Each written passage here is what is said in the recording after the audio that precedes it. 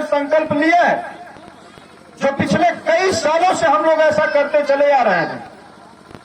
क्यों न पूरा देश तिरंगा यात्रा के रूप में शहीद रामचंद्र विद्यार्थी की शहादत दिवस को मनाया जाए। बोलिए, ये काम पूरे देश में होना चाहिए कि नहीं होना चाहिए?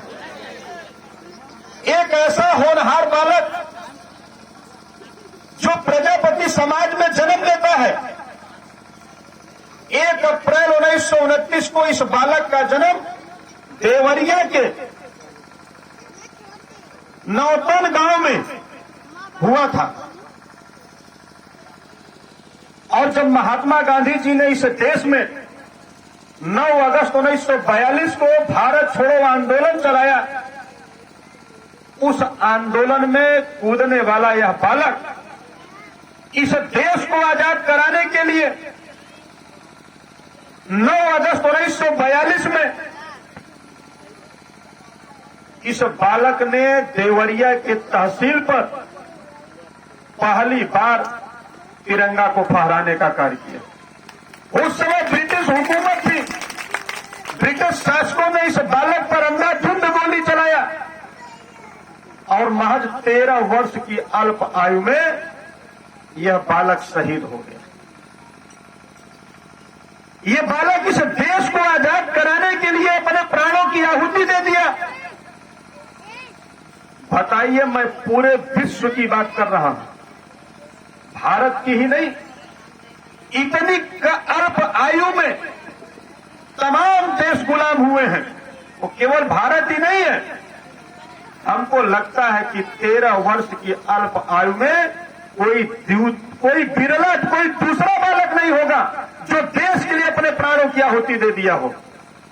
ऐसे होनहार बालक के इतिहास को इतिहासकारों ने लिखने का कार्य नहीं किया, लेकिन भागीदारी पार्टी ने दृढ़ संकल्प लिया है कि जिस प्रकार से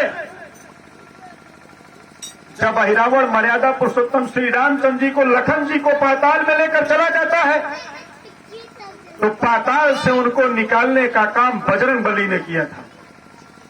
बोला, किया था कि नहीं किया था?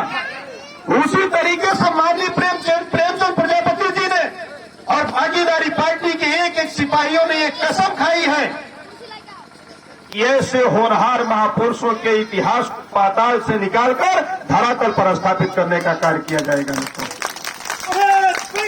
हम ये चाहते हैं मित्रों कि आप यहां से फिर संकल्प लेकर जाइए।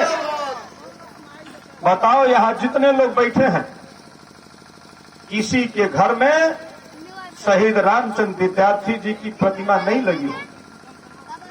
जब आपके घर में प्रतिमा नहीं लगी है, आज बताओ, इस प्रदेश और देश में भारतीय जनता पार्टी की सरकार है, सपा बसपा की सरकार लंबे समय तक रही, कांग्रेस की सरकार रही, लेकिन किसी ने रामचंद्र विद्यार्थी के शहादत दिवस पर पुष्पांजलि अर्पित करने का कार्य नहीं किया हो। आज किसी देश के नेता के ट्विटर हैंडल पर, फेसबुक, व्हाट्सएप, इंस्टाग्राम पे कहीं भी आप नहीं देखेंगे।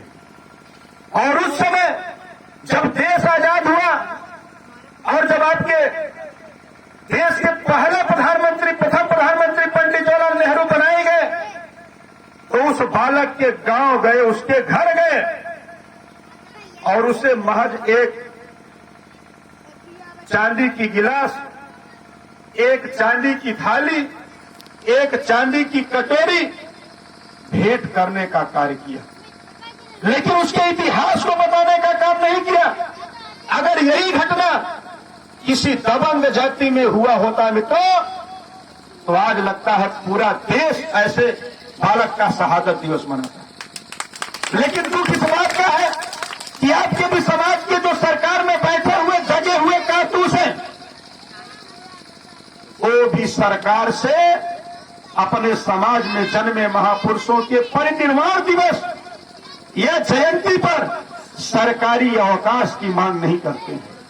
लेकिन जिस दिन भागीदारी पार्टी की सरकार बनी मित्रों, मैं आप लोगों को विश्वास दिलाता हूं कि आपके समाज में जन्मे हुए जितने भी महापुरुष हैं, जिन्होंने इस देश को अपना महत्वपूर्ण योगदान दिया, इस देश को चलाने के लिए एक बेहतर संविधान दिया, वो चाहे डॉक्टर रत्नप्पा कुमार जी हो और चाहे इस देश से जाति व्यवस्था को मिटाने का कार्य महात्मा संतराम बीए जी ने किया, जाति पाति व्यवस्था को मिटाने के लिए उन्होंने